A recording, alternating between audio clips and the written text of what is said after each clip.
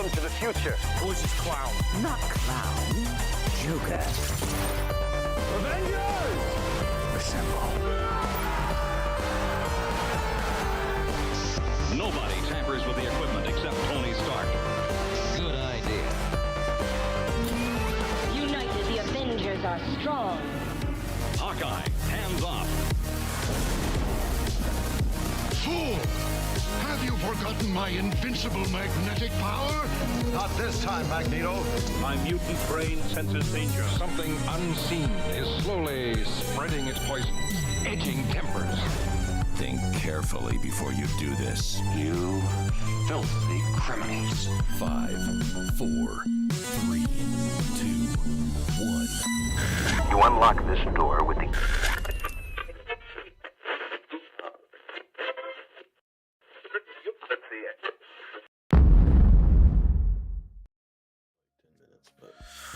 What up, comic fam?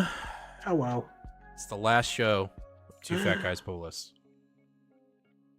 for 2024. For the episode 199. So we will be starting the new year with episode 200 next Sunday.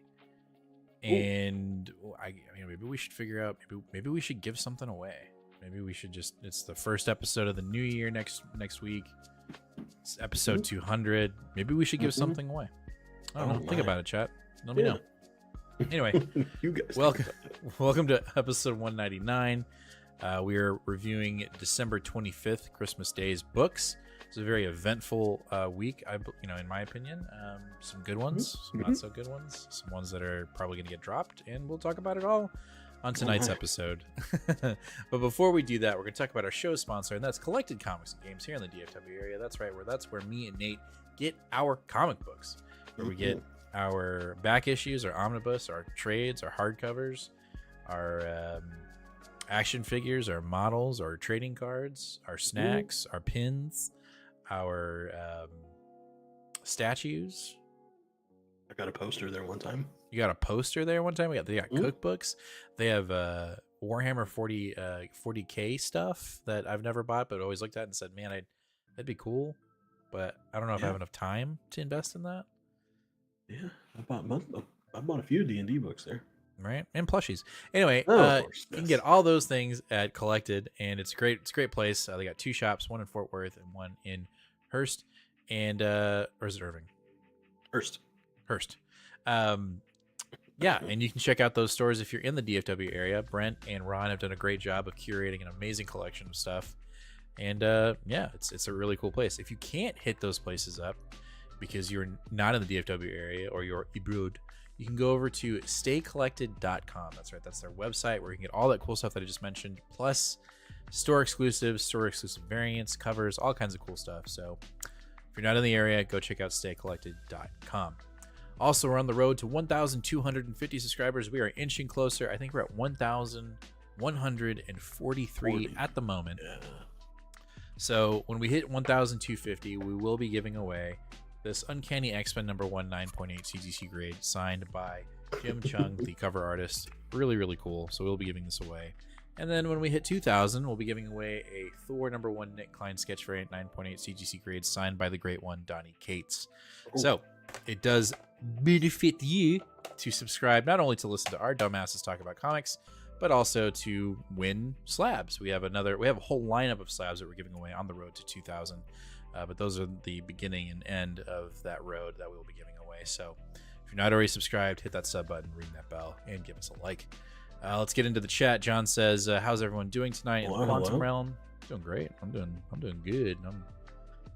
This is a long day. In this version on this plane, I'm all right.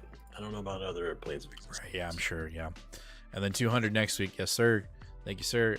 Where's the party at? It's right here, Joe. Jesus, Sasha's Fest. Hello, what's going on, gang? Oh, I don't know if I mentioned. It's in the works. I need to email her, but I am lining up the writer of the current TVA book, Blair, to jump on the show on Secret Origins and talk about everything. I'm really excited for that. So be on the lookout for that. I'm going to email her tomorrow at the beginning of the week. I know it's a holiday, but I'm hoping to get her on the show at least within like the second week of January. So be on the lookout for that. It's going to be really cool. There'll be some teaser clips and stuff once I get everything shot and start to editing. But I'm really excited about that. And then I'm going to start reaching out to some more writers and artists. Need to get an artist on the show. We'll see who we can get on, but we'll see. We'll see. Just keep your fingers crossed. I'm really excited to see where Secret Origin goes in 2025 and see who else we can get on. And then, me and Nate are working on some other cool projects, in the works, and we'll see. We're talking to some other creators, and we'll see where the channel goes in 2025. I'm excited for it. I will say that. But we've got potentially some cool stuff coming down the pipeline when it comes to the channel. So again, if you're not subbed, what are you doing? Get it done. It's free. John coming in with the super chat, $5 says top 3 this week is Absolute Wonder Woman, Moon Knight, and West Coast Avengers. This issue of West Coast Avengers was so good, I'm adding it to my pool. I would kind of agree with that, John, and I've got some speculation. And I there's nothing to base it on. I'm just saying I have got some speculation for West Coast, and I'm thinking we might be going in a direction that's going to be really cool. But we'll have to wait and see. Joe also says like a bunch of fluff. This probably is. Wonder Woman had a perfect issue. The level of torture the sea monster will give was wild. Dude, it was awesome. That was a great. We'll talk about it. So, all right, let's go ahead and just jump into it. First up, we've got Void Rivals issue number 15 from Robert Kirkman. Void Rivals is starting to shift more into like silly use time for me, just because there's just so much going on in the book to the point where, like, even though I'm reading it month to month, I feel like I can't keep up for some reason. And I'm not saying that's a bad thing. That's not a bad thing. It just, I feel I kind of get lost sometimes when I'm reading it. We've got this like the pig scavenger bounty hunter guy that literally comes in for a page every issue, and like, I don't know, it feels like the flow of the comic is a little loose. I see. Like, I just feel like we're jumbling a lot, and I think it's because we're trying to, and this isn't a criticism, it's just what they're trying to do. Kirkman's trying to involve every aspect of the Energon universe into Void Rivals. It's like the centerpiece between G.I. Joe and Transformers. And I feel like this issue specifically felt more of a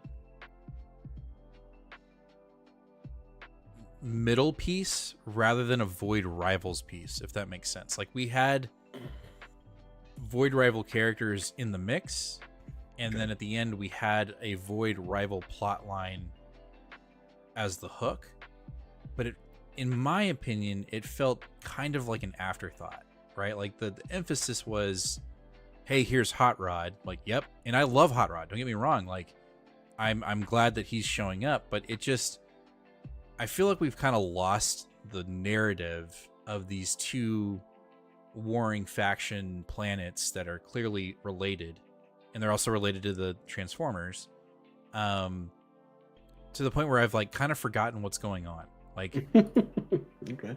So that would be my only criticism. I am by no means saying I am dropping Void Rivals. Hell no. Like, I love it. But there's just a lot of story going on. We've got Hot Rod, we've got the other Autobot, we've got our pilot who is with him, we've got the pig looking scavenger bounty hunter guy picking up shit, we've got the G.I. Joe villains, the Cobra Law in space in like a space slug spaceship, so like that's happening.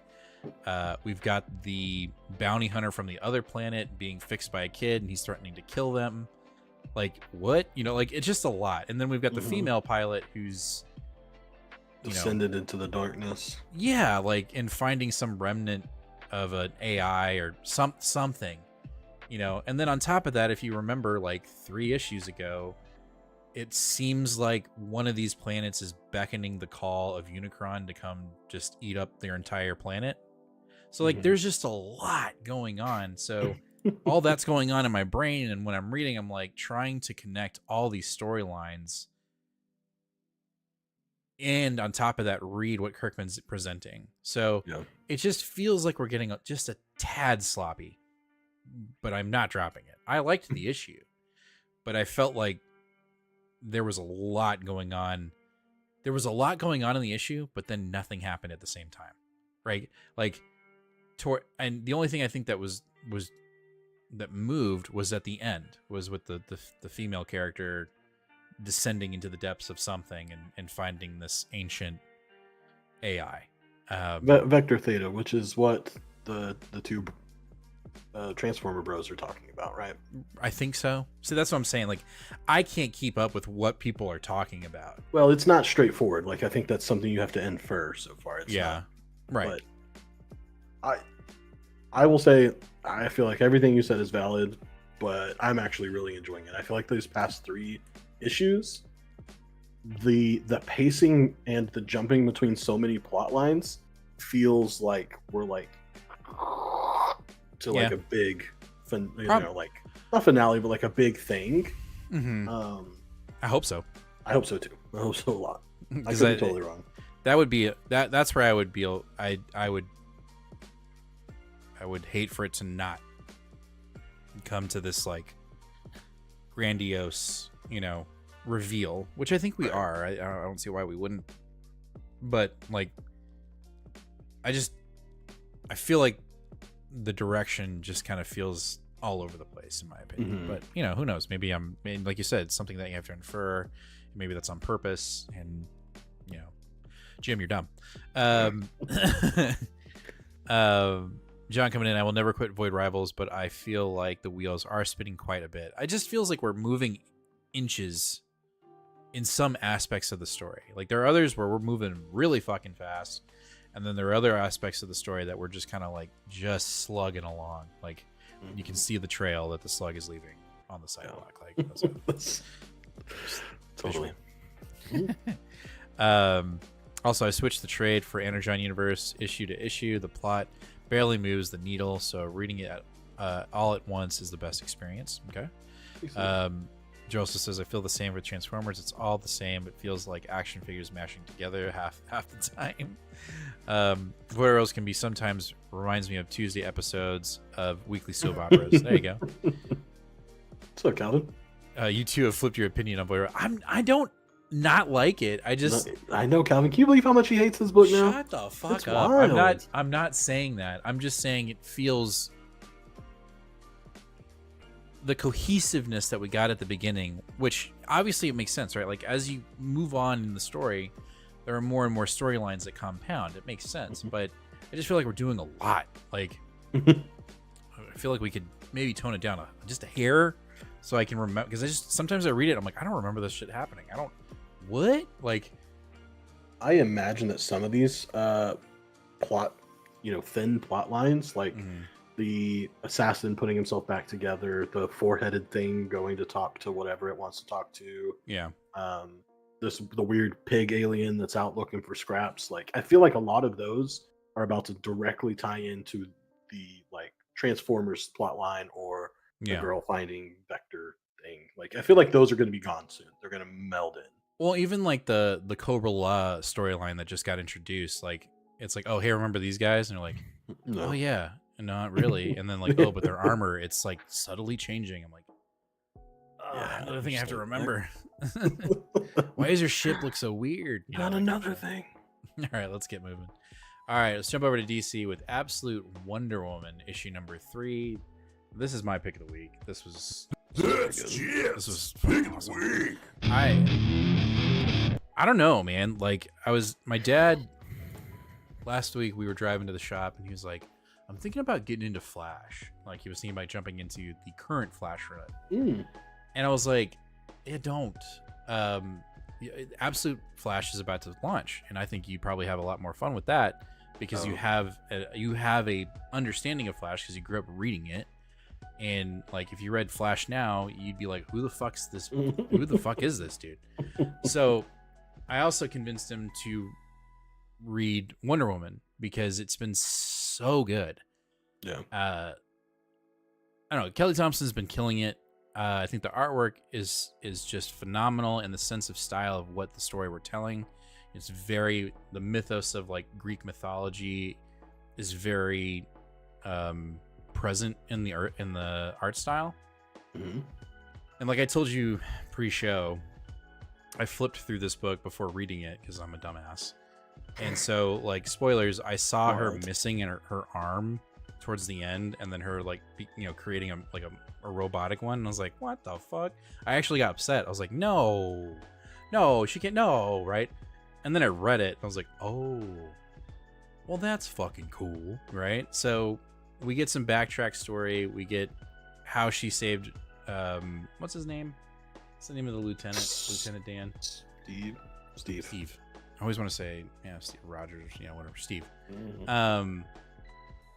And then basically she sacrificed her arm to get him out of hell. So her arm that she has on the cover it's like a magical arm. It's casted by, deep dark magic and spells. So she's able to have an arm. So the tattoos on her arm make that much more sense. And I really did like, when the character design came out, I was like, oh, that's different. And like, now we know, like, it's, the tattoos are part of a spell to her to have an arm because she sacrificed it to get Steve back to Earth. I don't know. It's freaking awesome. The demon that they're fighting, that basically tortures you to death, that makes you makes you feel no fear, so that you go towards it. That's fucking cool. I don't know. I had multiple oh shit moments in this book, and that that is a prerequisite for being a pick of the week. So I loved the book. I know they said this is a part 5, like 5-part beginning of the story, and I think it's my pick of the week. And what I'm most fearful of is when this 5-part series is done, and we still have Thompson on the book, which is going to be absolutely fantastic, and the art's going to change, because we know the art's going to change. Like, it's going to change. Mm-hmm. And so, like, how dramatic will that change the style of the book, of the tone of the book? I'm worried about that. Yeah, could be a lot. It's, it could be a lot, but we were able to weather a pretty tough change, like with Birds of Prey. Mm-hmm. Right. And she still figured it out there. So as long as, I guess, for me, it's as long as there's a conscious effort to match tone, right? Or to, bless you, maybe not necessarily be, the exact same style, but, just in the same lane. Because I think Birds of Prey has done a good job of doing that. So hopefully that's the case. But anyway, Absolute Wonder Woman number 3.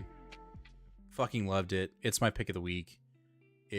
I want Kelly Thompson on the show. I want to talk to her. Like, I have to have it. Yeah, no, I think that would be really cool. One of the things that I like about this book is that with these restarters, like fully restarting a new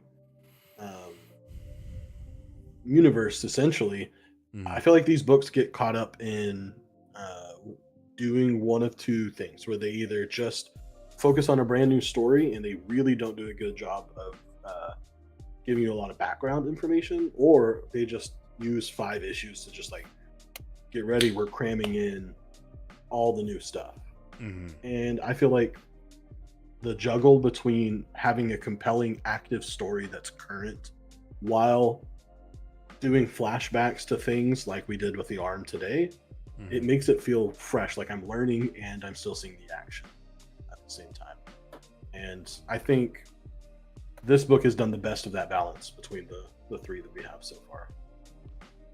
Yeah. Let me restart your camera really quick, or like call you back in, because you're like delayed by like your audio is coming in, but your mouth is moving at a different pace. So let me just go to Just Jim really quick. Oh, where'd he go? I'll just call you back. Let's call him back, chat. give him a call. See if that fixes it. Pop him out. Go here. Pop him out. Where do I... Shit. Go here, here, and then down. Let's see. Say something. Say something. There you go. All right, cool. Hey. Yeah, you were saying, like, your words were coming out, and then your mouth would follow. That's how I talk, though. Huh? That's just how I talk. Oh, shut up. Anyway, you're not a ventriloquist. Yeah, when she ripped her arm off to save Trevor, then the monster did it again. I was like, what the fuck? Yeah, dude. Yeah. Yeah, I'm wondering if Wonder Woman can die multiple times because she was raised in hell. So can she keep coming back? Little Nikki style. Yeah, hell yeah. I'm okay with the art change in the absolute. The current art is good, but it's not why I'm on the book. I get you. It's odd that all the absolute books are doing the same structure of storytelling, like telling a story with flashbacks. I mean, I think they have to, in order to. I mean, I guess they don't have to. They could take their time. But I'm sure there's some kind of directive like, hey, you need to get to X or to this point so that, within a year we can do our Infinite Crisis event where absolute, because it's coming. Like, right. This show will not, like, it's going to get spoiled. So just be ready for it because it's coming. But Absolute Wonder Woman number 3. Fantastic. All right, Green Lantern Dark. I didn't get to this one, but you did. And okay. Button? Oh yeah, sorry. Oh, Definitely push Best dates. Pick of the week. There's one thing that I want to start off with, and I thought I had it saved, but I don't. Oh, so for those of you that have read or are reading Something is Killing the Children, obviously this is the artist from that. And I liked that the first issue was like, it was kind of like a little wink, like, hey, for those of you Patty. who read Something's Killing the Children, but it was like very subtle. And then I think in this issue, they were like, hey, I don't think anybody realized it's you, man. You should make it more apparent that you're the dude from Something's Killing the Children. And like, then we get pages like this. And I'm like, oh yeah, this just seems like a non-printed page from the Something's Killing the Children. And I think some people are probably going to be like, oh, bro, like that's like, don't rely on that to sell this book. Right. So it's the one critique I have. I love it, but if someone was to complain about that, I understand. So this book, I don't know, this book's a lot of fun. It's basically about a reluctant hero, right? Like this Green Lantern is not interested in being a hero. She like loathes the fact that like a kid is looking up to her now and that she is responsible, whether she wants to or not, for like saving lives. Yeah. So this issue actually dealt more with her as a character and like some of the motivations for not being motivated. And then they they're starting to talk about rebuilding their town and stuff like that, and then all of a sudden these like people from the next little town nearby came and are like literally, there's monsters stealing our children at night. And then I was like, okay, come on, like, yeah, this is a little too much. Yeah. But yeah, so she literally goes to the town, and they're sitting there, and we're having really good dialogue moments. That's something that Tate does well, and again, with someone who was part of the Slaughterverse team, like he was the House of Slaughter writer, the main one, and the one-on-one character conversations that really build backstories and make you feel for these characters. He's so good at that, and we get more of that here. And then of course, it ends with a monster that's so far beyond what this Green Lantern thought it could be capable of. Has now decided to break the rules that it had and is now busting straight into houses and taking children. And of course, because she's got the one girl that's from the other town that she's watching over, the one that looks up to her, that monster takes that girl. But I mean, Like literally, this is just straight out of Something's Killing Children. Yeah. And I love it, but I definitely could see how it's a critique. And of course, we get 2 dangling plot lines in this. The girl is taken by the monster, and Solomon Grundy, who we saw explode into millions of pieces, does what he always does and doesn't die. Comes back. So he'll be back. I love it. I love Monday. this issue. Right on. All right, cool. Well, maybe I need to I'll sit down after the show and read it. Yes. Didn't get to it, so. You could even stand up and do it. Okay. All right. Next up, we've got Justice League Unlimited issue number 2. Chat, let me know. Just let me know. Who's reading it? What do you think? Yeah, who's reading it? What do you think while we talk about this? While we catch up on chat. Was this book delayed? I got it the first one, but completely forgot. I don't think it was. It's no, you got it. But it's a bi-monthly release. So Thanks, Nate. You're getting some shade. Sorry. If this fits so perfectly within our little horror niche, John. Like it's great. I just think really is underappreciated too. Justice League Unlimited. Yeah. Yeah. I desperately wanted to like this book, but I'm not feeling it. And it really has nothing to do, like, I absolutely adore and love Mark Waid's work. I 100% find Dan Mora's artwork to be the absolute style for Justice or for DC. Like, he should be the standard. Yes. Joe says I dropped it after 1 issue. Chaotic. That's it. That's 100% right. And that chaos continues in this issue. And on top of that, it also is a car salesman. This issue is out to just make you go buy every DC book that you can that's currently being written. It is trying to sell you to go read anything DC that is not in the absolute right now. Specifically, like, I think next week there's an issue of a book coming out called, let's see, let me pop it up on the screen. And like, I don't know, it just, I'm not saying that Marvel doesn't do this. Marvel does, but it's not this blatant. I have to say that it's just not. Here we go. So, you know, the one of the many plot lines that Justice League has, Unlimited has, is that people's powers some of them were given to people that wasn't necessarily their power. So we get this guy that has Atom Smasher's growing ability, and so he's out there trying to get it back, and he's with these other 2 characters, and I don't know if these are new characters or if they've I think they're the same characters. Adam, it's just a different version of Adam. And they've got this like machine that can capture the ability and then shoot it back into the other person. Yeah. And then at the end of it, it was like, continue reading the storyline in Justice League: The Atom Project. And I'm like, no, I don't care. No, I don't. Yeah, no. Like I don't want to read that. I have no desire to read that. I want a Justice League story. Now, I praise the book for the idea of saying, okay, you can have this rotation of characters in Justice League. Mm-hmm. This is that idea on fucking crack. Like, you know what I mean? Like, there's just like a million different things going on, and I don't like.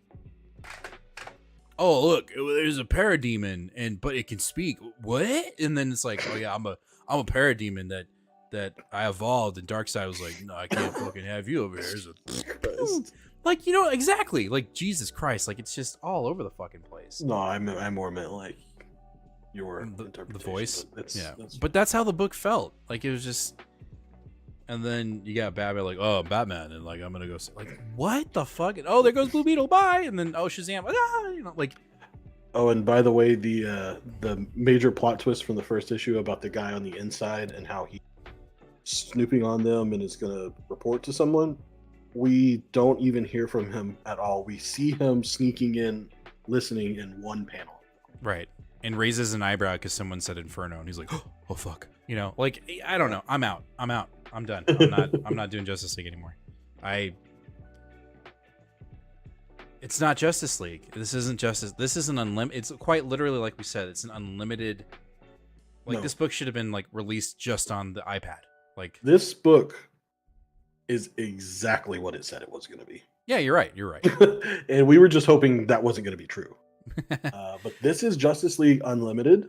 They are not going to put a limit for all of the dangling plot lines that you're going to need to follow, and all of the fucking Z-list characters that are being brought back from the 40s that you don't recognize if you're not a seasoned DC person. And other books that you need to be reading. Look. Like you need, oh, hey, you should have read this. Right? And like, that's the one thing I absolutely hate with DC books is this like constant, like, oh, you don't remember that? That happened over here like 5 years ago. Oh, you don't remember that? Oh, here's 5 more books that you can go read so you can understand the next plotline in issue 3. I'm like, I'm out. I'm done. So, and again, we try to stay positive. Like we genuinely try. But like this, and I hate saying this. I hate that I'm jumping off this book because I love both. I love the creative team. Absolutely I adore the creative team. But I'm out.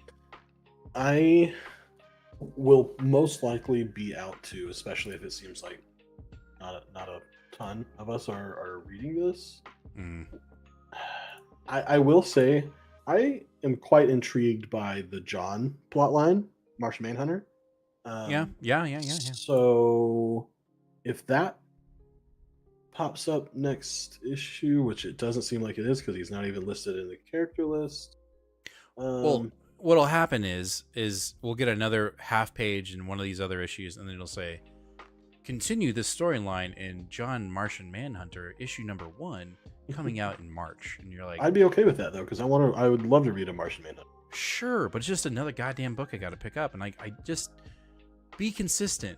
And I guess they're being consistent in the chaos that they're sowing. But like, Jesus Christ, like I had such high hopes for this issue, and I was like, I'm out. I'm it's exhausting, and I don't want that when I'm reading a comic. I don't want it to be exhausting. I want it to be fun. No, for sure. I get that. Chat's kind of like all over the place, so they're the same way. Dan Moore on Superman on Joshua Williamson. That's where I'm gonna get my Mora fix. Hell yeah. Yeah, I need to Avengers Assemble is better than Justice League Unlimited. Same idea, but I love the Avengers characters better. I haven't really read that. No, neither. It was a little too chaotic for me as well, but at least they weren't going like, hey, catch the rest of this character storyline in their own book. I'm like, I don't want to buy another book. All right, let's move over to Marvel with Amazing Spider-Man 64. I'm going to be quite quick with this, with the 8 deaths. I kind of alluded to it in New Comic Book Day, but I'm out. Okay. I liked what we were doing here. But knowing where Spider-Man is going, which is Kelly is still staying on the book. Yeah, Justice League Unlimited is DC's solicitations 100%. It's just like to get you to go buy other books. I feel like this storyline of Peter or Spider-Man taking on the I don't know how you say it, the Juggernaut spirit, Satarak or whatever. Satarak, yeah, has slowed down, and it's, I don't know. I think what's frustrating to me is that we found out that the Zeb Wells storyline is basically going to continue with just Joe Kelly writing it, and that we're not really getting a reboot. And so that to me was already like, well, I'm not really that interested. And this storyline's already starting to slow down, and we're kind of going back to like, woe is me, Peter, and he's always late, and like it just doesn't, like, we're not doing anything different again. And so I think I'm out. Even though the idea of what Spidey's doing is really cool, I got the issue where he gets the suit, so I'm cool. Like I hate to be that guy. And to go from 64, which again felt kind of meh, into this whole idea of Spider-Man relaunching. I'm not going to say rebooting. It's a relaunch with a new writer, and then we have John Romita Jr. on the artwork, with Pepe Larraz sprinkling in ever so often to get people to continue to read it, I'm out. It's too gimmicky. We're not doing anything new with Spider-Man. I don't understand. And chat, let me know if I'm off base and I'm just being a complete douchebag. I probably am. But like, what is the appeal of John Romita Jr. being on the book? I mean, there's clearly a lot of people who still like him, whether they should or shouldn't. Older. I mean, just like people that were like in their teens, in the 90s, maybe even in the 80s. Sure, so but like, how do you put 40, 50 John Romita Jr.'s artwork side by side with Pepe Larraz? You know what I'm saying? But it's totally not the same style. To me, it's like saying you should compare. They're not comparable. You're right. Yeah, they're just. But people prefer that. Like, some people's like peak, all-time epic Spider-Man art is. Oh shit! Now I can't think of his name. The main guy who did Spider-Man when like Carnage was coming out and stuff. I understand. Bagley. Bagley. Yeah, like that shit is like peak. Like no better Spider-Man art ever, and like it's good for the 90s. But I think that's just how people feel about John Romita Jr. It's like, oh, that was peak in the 80s, and so that's just what is stuck with them as like a nostalgia. Yeah, I don't know. Like, I don't know. I'm not out, but I'm reading it. Not yet. Anyways, I still think this is fun, but I still hate Shay. I hope a demon eats her or something. Damn, bro, Shay got that thing. That's funny. Calvin's got it there. Yeah, he's legacy. Yeah, I get it. I get that he's legacy. It's not only he's been doing that forever, but it's like his dad too, and so he's like comics royalty. It's just I guess, but like when he's on the art, I can't get into the story. I can't read it. Like it's just, and we'll talk about that when we get to X-Men. Like the X-Men is a perfect analogy of what we're talking about here. I don't know. I just don't. I'm out. Until we actually do something new. And you know what what makes it even harder is Hickman's Spider-Man run right now. Like that run is giving us everything we've ever wanted in a Spider-Man run. Something new, a grown Peter Parker that has a family and is actually dealing with the ebbs and flows of that dynamic in life, and learning how to be Spider-Man. Like that is the run we want. What's the same thing we're talking about in DC? All the absolutes, that's the run. We want something fresh and new with some familiarity, but it's still great. And it's happening in an Elseworld story, in an alternate timeline, rather than main continuity. And I know that's a very small, minuscule critique, but like, take a goddamn chance on your main continuity. Yeah. Because like, we're just doing the same shit over and over again. That being said, the beginning of 8 Deaths was really cool. I was like, oh, this is badass. And then we just slowly went back down to the same old talking points. And Peter's late again. Like, okay, I'm out. I'm done. Yeah. So anyway, I totally get that. And now we're spurring on a debate about 90s, and I apologize, Tad. I didn't mean to get you guys fighting. But... All right, let's move on. Exceptional X-Men, issue number 4. Really, really liked this issue. We've been slowly building this frustration with Kitty and like, where she stands. She's clearly divided in the sense that she doesn't want to do anything with the X-Men, but she still feels an obligation to mentor these younger mutants because they want to do something with their powers, right? And she's trying to find that balancing act where she can be a mentor and be the one that she wished she had when she was rising up in the ranks within the Xavier School and the X-Men. And she seems to be doing a really good job at it. And then we've got Bobby showing up, and he's taking these weird phone calls, and we can't quite figure out what he's doing. It seems like he's keeping tabs on Kitty, and he can't figure it out. She can't figure it out.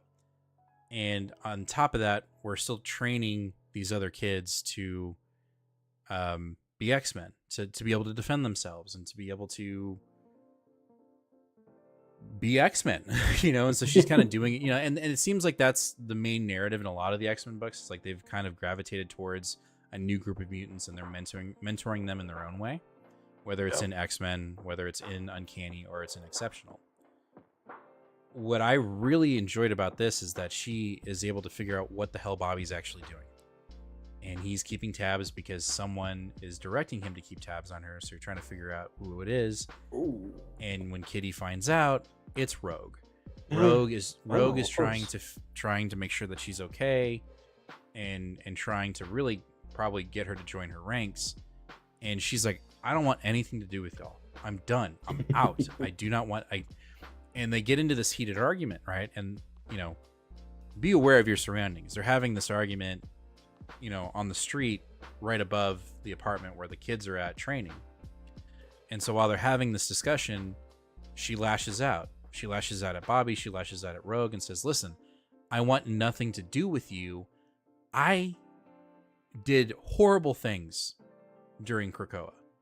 More specifically, after the gala, I fucking killed people. Like, she says this out loud. And the group of kids hears it. Like, they're like, you fucking killed people? Like, and it's just like, oh shit, pin drop. Right? And so all this, we've built this, you know, this trust to 4 issues. And if you look at issue 5, it's very clear that some of them can't deal with that. They can't handle her past. At least that's what it looks like the plot point is going to be. This is definitely a slower burn X-Men comic. It's not for everybody. It's got slice of life. It's a little slower. We're building a dynamic. It's not nearly, I don't think, you know, if I had to rate the 3 like main X books in my opinion, which would be Uncanny, X-Men, and then it would be Exceptional. Okay. This one is obviously, it's the much slower of the 3. But I'm enjoying it. I'm liking this dynamic of these kids. Do I feel as connected to them as Uncanny? Absolutely not. I think Uncanny's portrayal of New Mutants is way better, but I still feel connected to these new characters. And to see the betrayal when she gets the call and finds out it's Rogue, and she like says, "Nah, fuck that shit." But then when she lashes out, I don't know. I felt that emotion with her. Yeah. Because when she was doing the assassin shit, when she was Shadowcat or whatever in the end of Krakoa, like she was not like, she was literally like putting her hand into people's chests and then just like grabbing their hearts and ripping it out of their chests, and she was fucking gunning down people. Like, it was intense. So for there to be some kind of continuation of like acknowledgement of the pain that she went through and the shit that she had to do to get everyone back to somewhat of a normal state within the world, I felt that. But again, it's not going to be for everybody, and I can see it in the chat, and I totally get that. I totally get that. But I'm liking it. I will say, like, the relationships are definitely much more forced, but I'm really there more for Kitty rather than the new X-Men. Like, I like them. I want to know more about them. We see some of them in Timeless. We'll talk about that. Okay. But you know, I liked it. I like it. I just like it. It's no biggie. If y'all don't want to talk about it more. It seems like it's getting a little bit more important though in the grand scheme of things. Like, it seems like this could be a way for us to start pulling this team in. I think that will be the case. Like, we'll start seeing more of the teams kind of commingling and jumping into other people's books. So like, I'm glad I'm reading it. I feel more connected to it than X-Force and X-Factor. Like, those books were like, whoop, right over my head. Like, I'm out. Let's just get the chat here.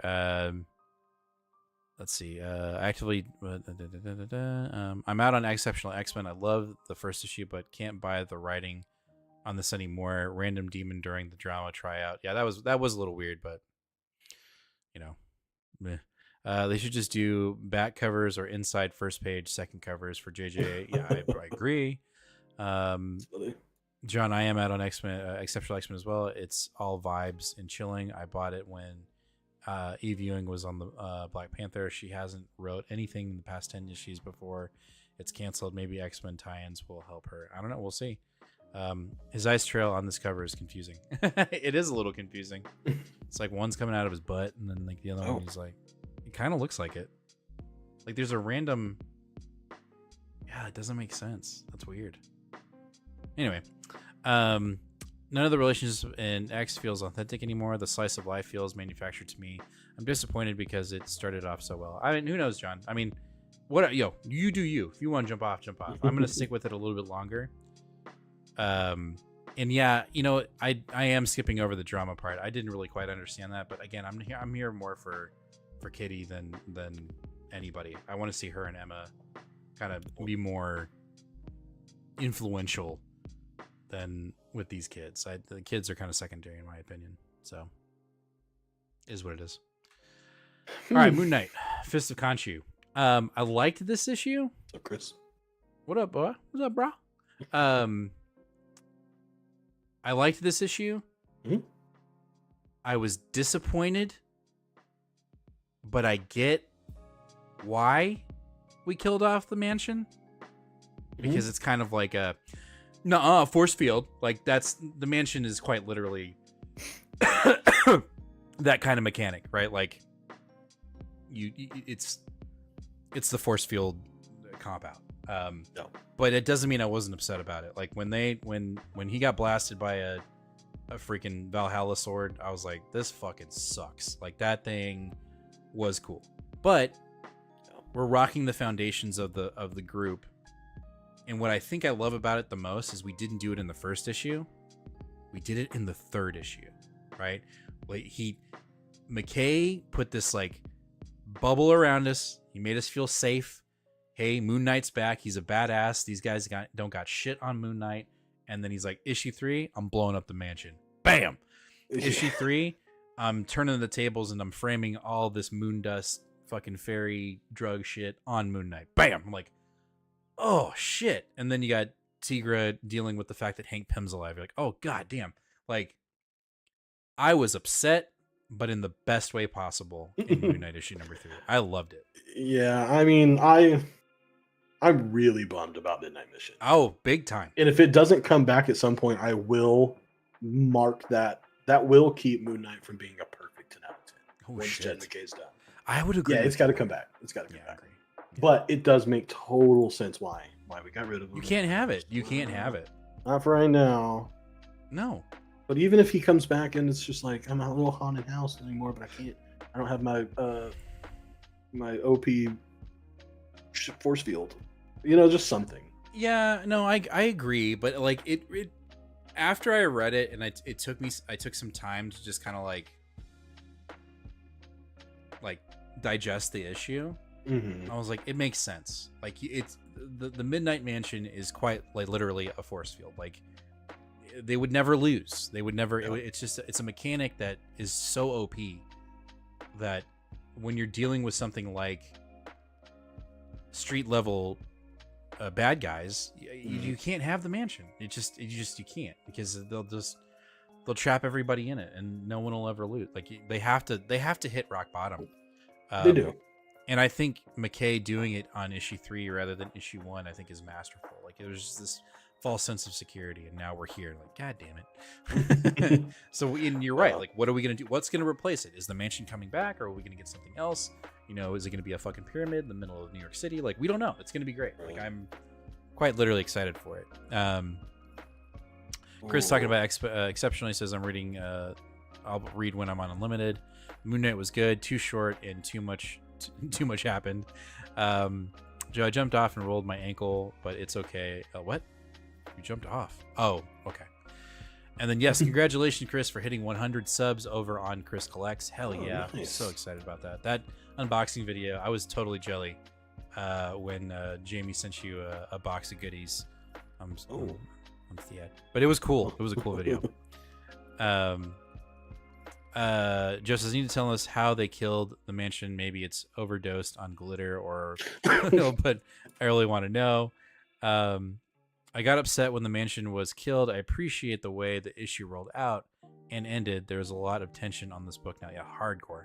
Midnight Mansion versus Impossible City. Who wins? Ooh, shit. I'd say Mansion. I'd say Mansion. I'd say Mansion.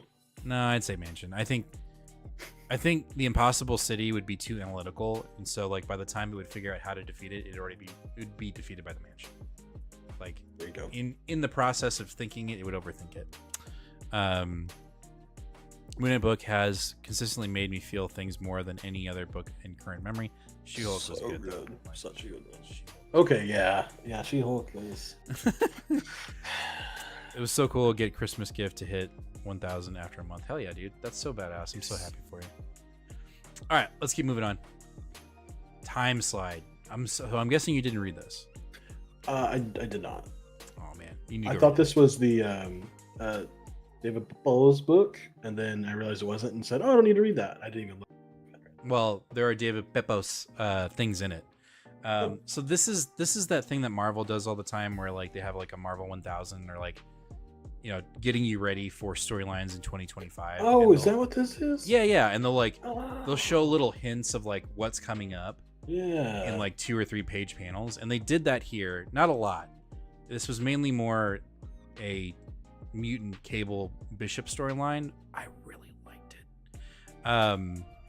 Okay. So you have it deals with the Children of the Vault. They are able to create essentially a perfect human, or whatever the hell they are, that essentially is able to wipe mutants off of the timeline. Right? So it's hard to explain, but it's really cool. And so that's the main gist of the book. Is this thing is traveling through time and wiping out instances where mutants exist. So like it takes out the Phoenix, it takes out the X-Men, it takes out like different. It just jumps through time, and then these two are trying to figure out how to defeat it. And I think the way they defeat it is they jump to the time it's right before it's created and make it essentially digest itself. So it's like, and it gets unmade. It was pretty cool. Interesting. Oh shit! I'm sorry, John. I'm like totally spoiling it. Oh no. But as for the panels that kind of show you what's coming up, there's a lot of cool things. There are some things that are already happening, like the 8 Deaths. It showed that. The new champions. It showed that. It showed something with Apocalypse. The other thing that it heavily hints at, and I'm sure you're gonna like, I will be able to hear your eye roll, like it'll hurt my ears. Remember when we were reading Sins of Sinister, and there was a timeline, there was a foggy haze timeline that Karen Gillan set up, and there were a bunch of different things that were like, oh, that sounds cool, that'd be cool if that happens. And it was like this, well, maybe it'll happen, maybe it won't, who knows. But the one thing that was very consistent in that map, and when it ended, was that there was mention either from Cable or from someone else that was a time traveler saying, what version of Krakoa am I in right now? Is this Krakoa 1 or Krakoa 2? Right. Well, we've heard that a few times. Right. Even with Hickman, we've heard that. Well, is this the first stage of Krakoa? And people are like, what the fuck do you mean the first stage? We got Second Age of Krakoa dropped multiple times in this book. And interesting. Like a character is basically like a character, I don't remember who it is basically like, we're not at the Second Age of Krakoa yet. And like both Bishop and Cable are like, the fuck? Like that's so it's coming. Like it's definitely coming. Like we will be getting a new version of Krakoa. Who knows if it'll be Hickman or if it'll be somebody else, but it's coming. And then here's one thing that I will selfishly talk about, and I don't know what it is. When we got the future panels or current ongoing panels, there's a panel of She-Hulk. So I don't know if we're talking about what happened with She-Hulk or if we're gonna get a new She-Hulk book. I'm really crossing my fingers that She-Hulk is coming back, and I'm really hoping it's Rainbow, because we got that. Like we got a panel. It's literally her just kind of like with her hands on her hips, and it's She-Hulk, and I'm like, please, Like, please, whether it's she's on Avengers or she gets her own book again, please, because like I don't need her on Assemble. It's not worth my time. Yeah. But we definitely got a panel of her, and she's in the future panel. So I'm like, let's do it. Okay. And in this book, we get a preview to the relationship that David was talking about in his Cable, Love, and Chrome. That character that he like. This is technically, I think, her first appearance, because she's here with Cable and they're kind of lovey-dovey. So, like, we got a little bit of hinting at what's going to happen in David Peppo's Cable, Love, and Chrome. Like, I'm excited. Like, that comes out next week, so be prepared. That's going to be awesome. But Timeless was fun. I really enjoyed it. Wish I'd gone through it. Yeah, John, definitely go check out that unboxing. It's fucking awesome. We got a lot of Doom World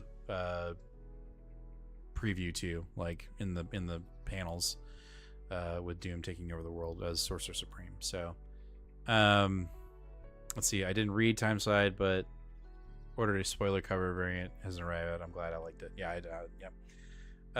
Coming up, 8 Dust, 1 World Under Doom, Rises of the Champions, Eternal Storm. I did see that. False Metal, Who Awaits. Yeah, that's right. There's a list of all the shit that's coming. Who Awaits in the Egg, Strange of Doctor Strange of Asgard, or more like a cocoon. Galactic Leaders Assassinated. I remember that. Galactic Leaders. That I think that might be an Al Ewing. Time of Strife, and then Dormammu Invades. Isn't there more? There's something else. There's a bunch. Genuinely excited. Marvel's got me excited. We'll see, but I'm somewhat excited when I saw all that. So okay. Anyway, Timeslide cool. Timeslide. All right. Ultimate Black Panther. I'll be really quick on this one. We do not get the Sorcerer Supreme, Miss Marvel Second Genesis, Ultimate Incursion, and Man with the Hammer. Yeah, dude, there's a lot of cool shit coming, I think. Ultimate Black Panther. This is a red herring cover. It's really T'Challa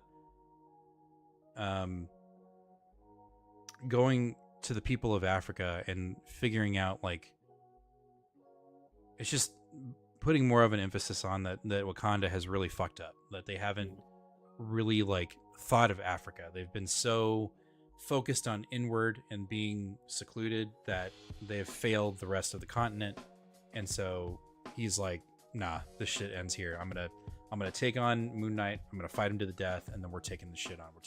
We are going to be the savior of the continent of Africa, basically. That's this issue in a nutshell. And then you've got his wife and his sister contemplating if the vibranium is corrupting his thoughts. Oh. Which it could be. Like, I wouldn't put it past it. It definitely feels like it is. So I liked it. I think it's a great issue. It's still being written very well, and we're building up to an ultimate fight showdown between Moon Knight in the Ultimate Universe versus Black Panther. So we'll see. But is this an homage cover? I don't know. Maybe. Somebody in chat tell me. I can't think of the cover, but it really, really feels like an homage. Probably is. All right, West Coast Avengers, issue number 2. So you're at this point, before we even talk about this book, you're out.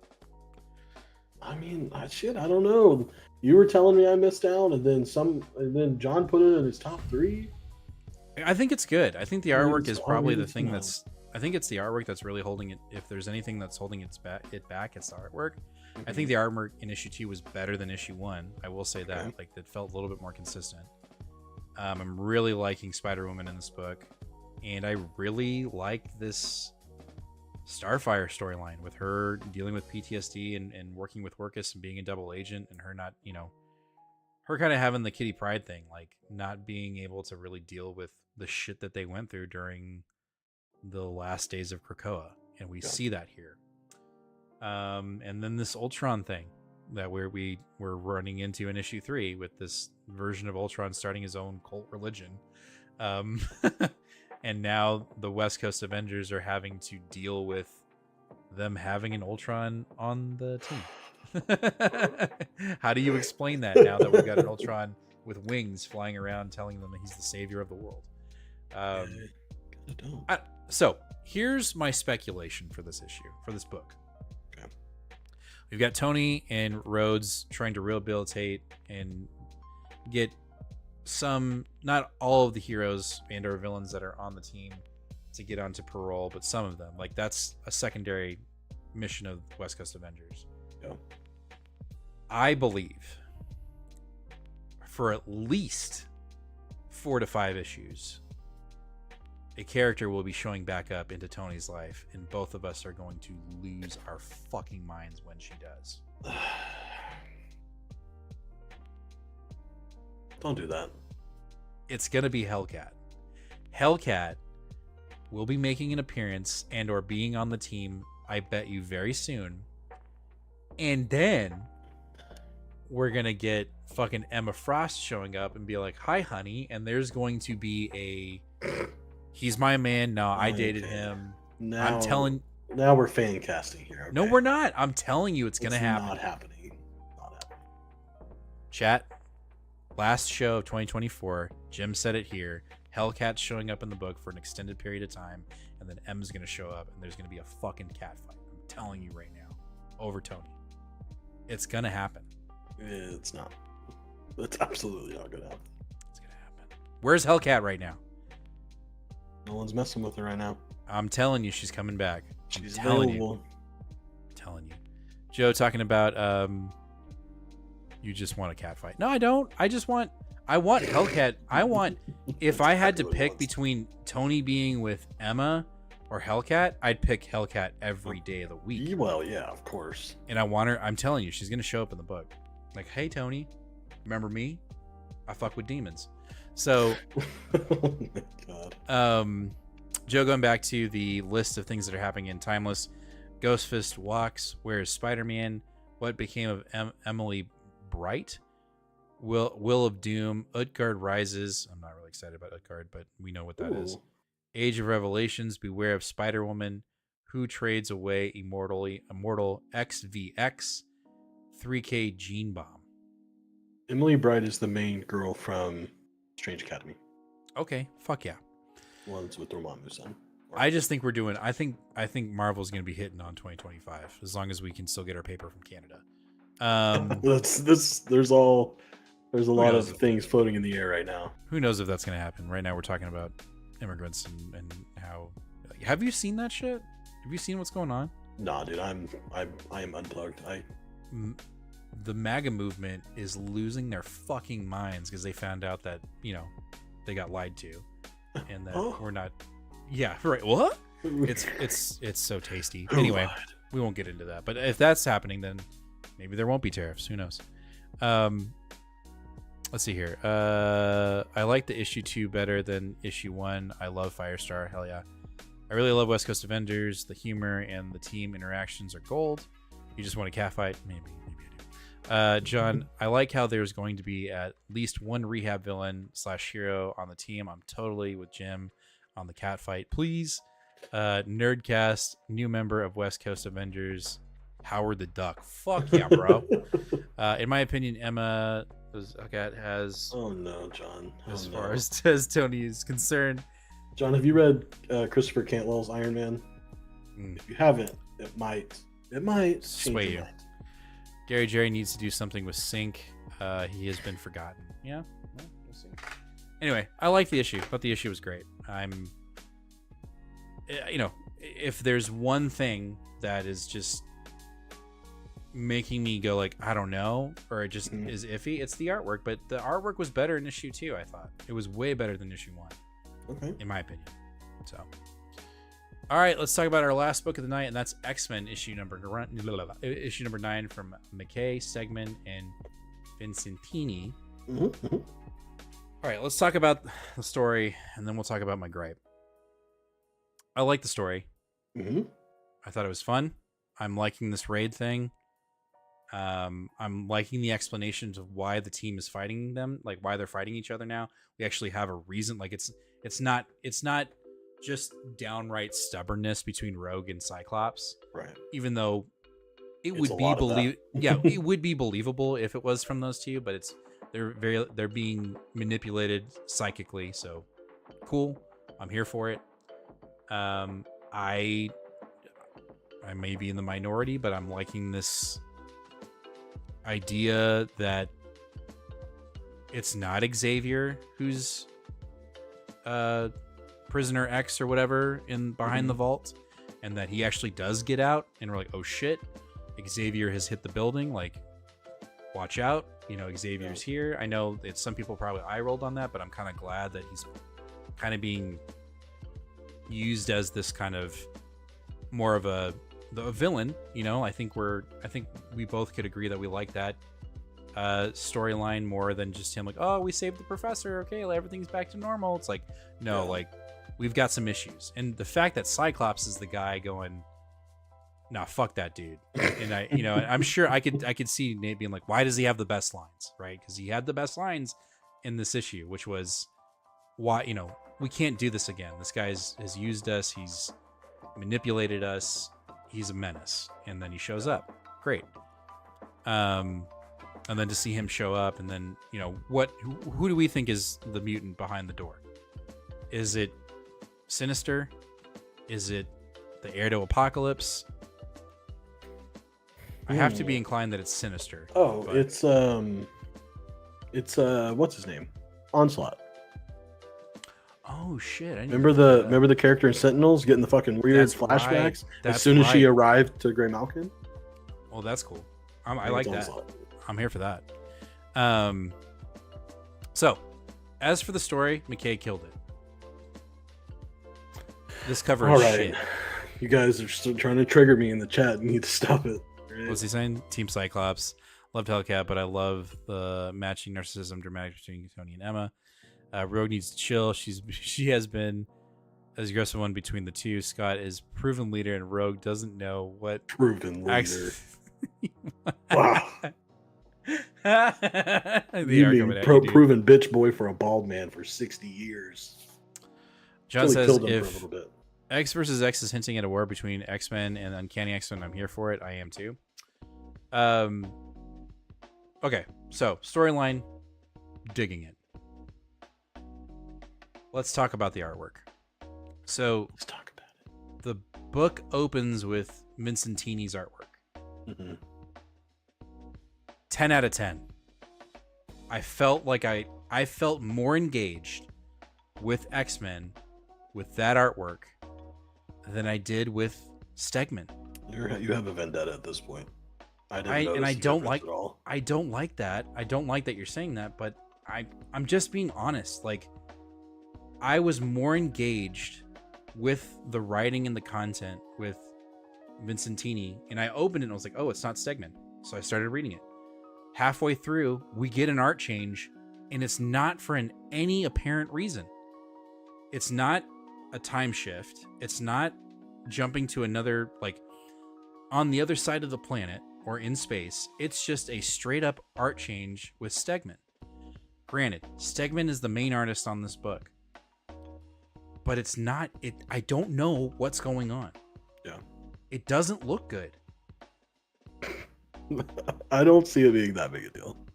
Okay, go to the panel where his artwork, when him and Rogue are talking, right when they show up. So the first page, yeah, no, look at Rogue, right? No, I'd see it. Yeah, it's not good. It's not good, and I don't know. It's certainly not as good as the other artist. It's not as good as the other artist, and I dare say it's not as good as his work on Venom. Is it the same colorist? Yeah. Oh no,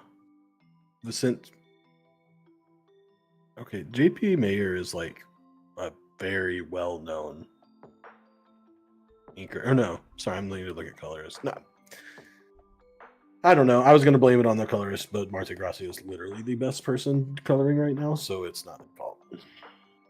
I don't know what it is. I'm telling you, I can tell you what it is just by looking from one to the other.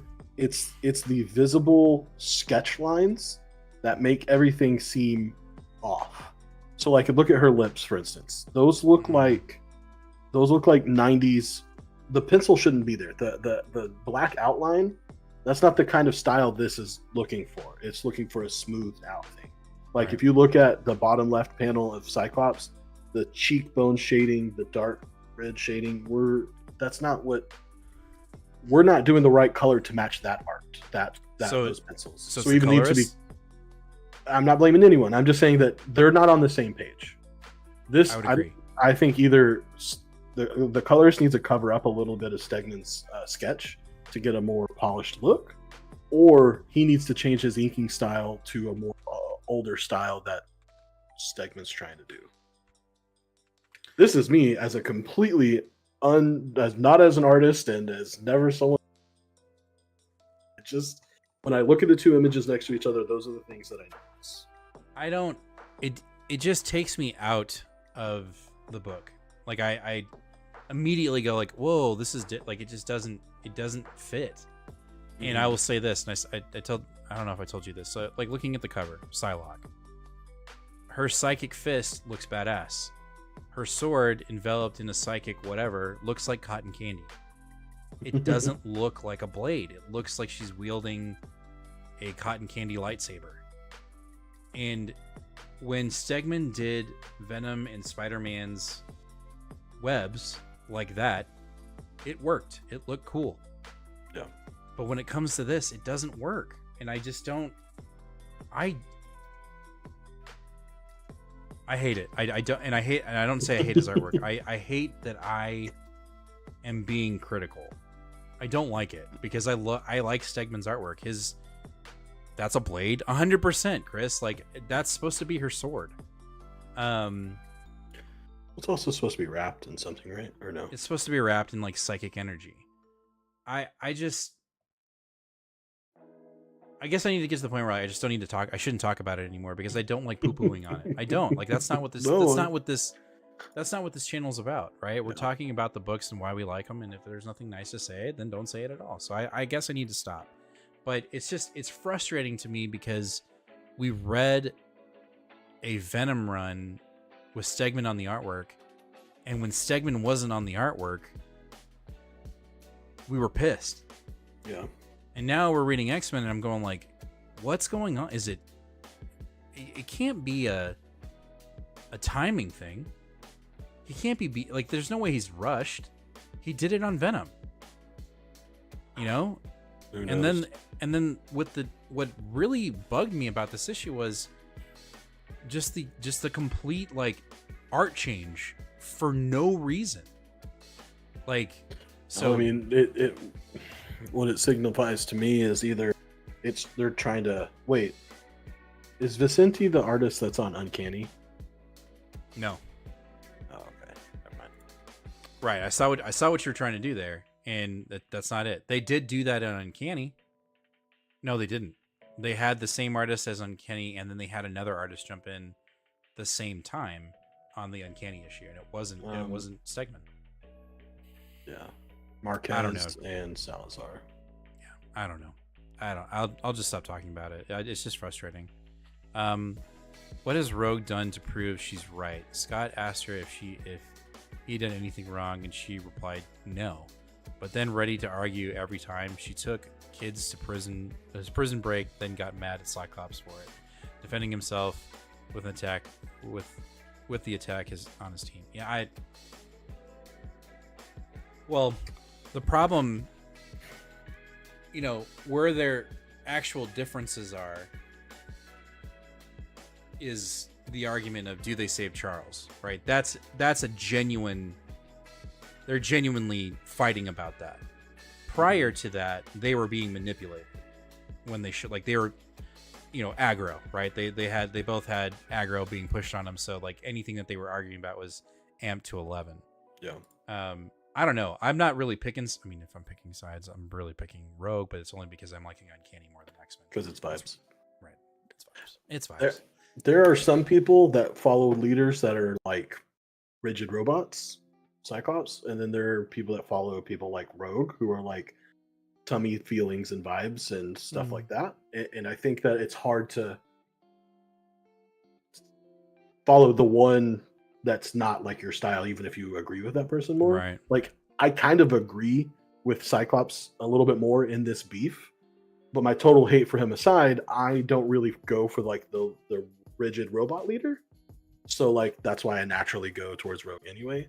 Calvin, did you just hear that? You heard me. You heard him say that, right? I said put it aside. That doesn't mean it's not a factor. I just kind was of saying, agree with Cyclops. Did we just hear that? Stop. Chad, he wants to suck Cyclops' dick. I'm just saying it right now. Ridiculous. This is ridiculous. Anyway. No, I see what you're saying. I agree. I hope that the XVX that this is exactly what it is. Like I do hope that that's what this is, because I think we're in for it. I think it's gonna be really fun. So depending on I just subbed with both my accounts. Looking forward to checking. Dude, do not skip out on Chris. If you're not already subbed to Chris Collects, go do it. He's making amazing content. Chris is my mentor. He's an amazing guy. He makes really cool shit, and he collects a lot of cool shit. You want to talk about collecting? I got to show this. Well, okay, X-Men, great. No, I'm not digging the artwork, so let's just go. We're gonna go past this now. And before we end the show, I got to show you guys something. So, excuse the mess on the desk. I still have the models built on the desk, but check this out. So, I showed this to Nate earlier before the show started. Let me switch the camera. So my wife, she bought me a gift card to a toy store called Dallas Vintage Toy Store. If I can get this thing to work. Okay, I don't care. Just go to the... There we go. Okay, so she bought me a gift card to Dallas Vintage Toy Store, and I collect a bunch of action figures on the wall, and I've been getting